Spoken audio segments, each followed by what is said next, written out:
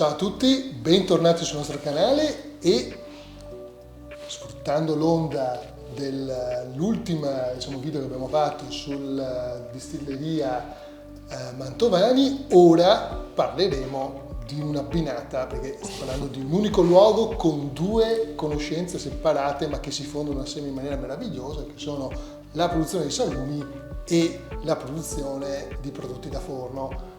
E questa binata, devo dire la verità, è estremamente interessante. È stata una bella giornata. Sì, diciamo che effettivamente da Veneti è stata una soddisfazione. Quindi abbiamo concluso questo percorso, diciamo, della provincia di Rovigo in bellezza dal punto di vista su questa giornata, e devo dire la verità, estremamente anche questo interessante, perché poi qui siamo di fronte a delle attività che rimangono ancorate al territorio. Non sono grosse attività, fondamentalmente, esattamente come per le distillerie Mantovani, non sono grosse attività, diciamo, legate alla distribuzione, ma rimangono fondamentalmente interessantissime dal punto di vista di tutte le capacità che vengono in qualche modo impiegate per mantenersi attivi sul territorio.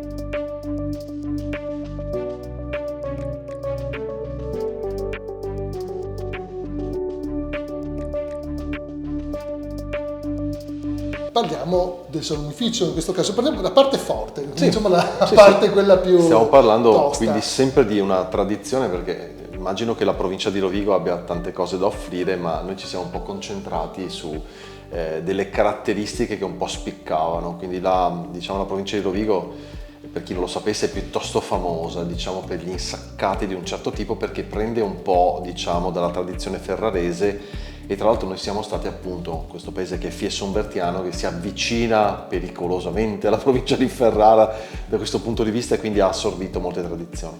E siamo stati diciamo in questa fattoria, chiamiamola così, che poi ha anche i salumifici all'interno, che si chiama Biorigo, gestione super familiare, perché c'è il padre che va in giro col trattore e il figlio che ha preso in mano tutto. E ci ha fatto fare, diciamo, una piccola passeggiatina per far vedere appunto dove ha gli animali, quindi maiali, galline e oche.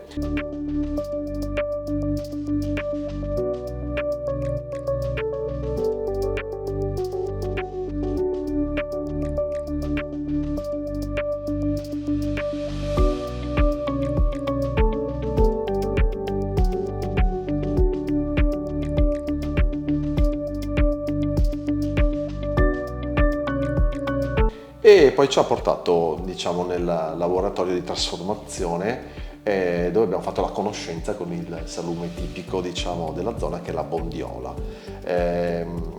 Verso Ferrara la bondiola probabilmente è fatta in un modo diverso, perché viene anche cotta in un modo diverso. Nella zona invece, quella lì proprio centro Polesine, chiamiamola così, la bondiola è anche un insaccato che viene tagliato a coltello. Ovviamente abbiamo dovuto assaggiarlo per forza e devo dire che è fantastico. E la produzione è assolutamente tradizionale, cioè loro stanno impiegando una tradizione orale, fondamentalmente, come abbiamo detto anche in altri video, per creare il salume della tradizione. Quindi esattamente come si faceva una volta.